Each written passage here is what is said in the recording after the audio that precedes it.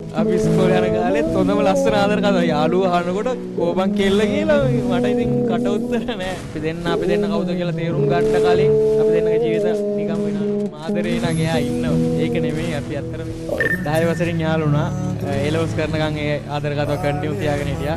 A-levels ඉවර වෙලා රිෂාල්ට ඇවිල්ලා ටික කාලයක් යනකොට අපි වැඩි කරා. එයාට මම ගොඩක් ආදරේ කරා. ඒක ආදරේ දාශාවද මට තේරුම් යන්නේ පහු කාලීනව. මොකද අපි ආශාව තමයි ආදරේ විදියට අපි දැකලා තියෙන්නේ. ඒ කාලේ ඇත්තටම ආදරයක් කියන එක දන්නේ නැහැ, දැනෙන්නේ නැහැ. අපි අර දකින්න ලුක් එකට තමයි අපි ආදරේ කරන්නේ. ඒක ආදරේ නෙමෙයිනේ.